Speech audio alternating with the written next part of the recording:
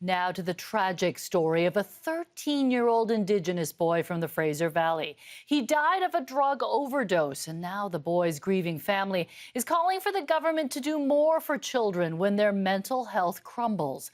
A warning some viewers may find the details disturbing. CTV's Michelle Bernaro has the exclusive story.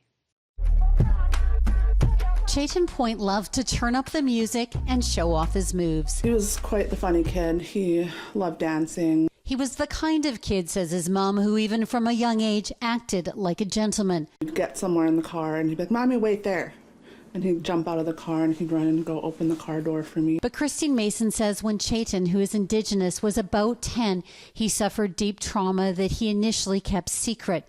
And what happened to him changed him. About a year and a half ago, he started self-harming.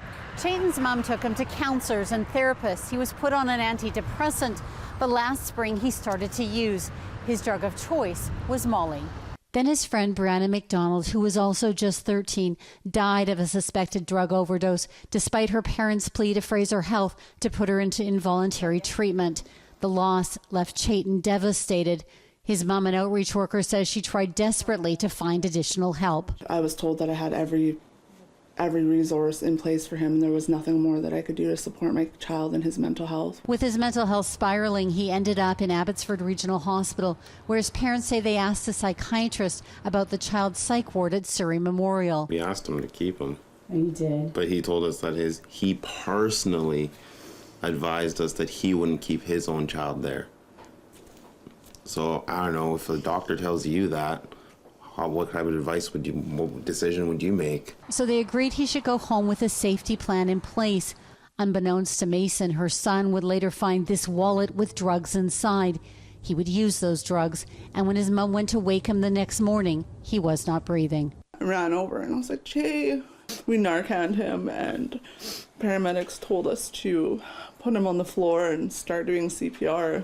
But it was too late. They told me that my son wasn't coming back, that I went and sat with him, and I just held his hand, and I just told him how much I loved him, and I was sorry for everything. Now the family is publicly pushing for better treatment options for kids. There's not a lot of resources for kids that age.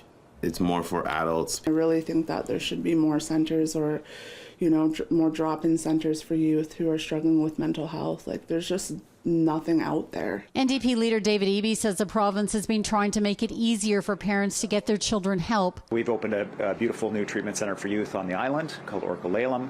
We've opened additional youth treatment beds here in Vancouver. Foundry centers across the province so that kids get easy access to help. And we know we've got more to do.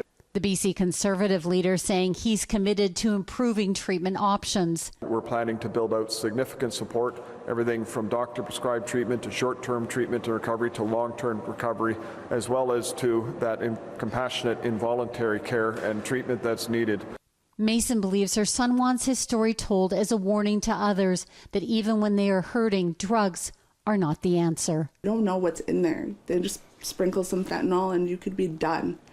Like, you're literally playing with your life. And one life lost is one too many. Michelle Bernaro, CTV News, Abbotsford.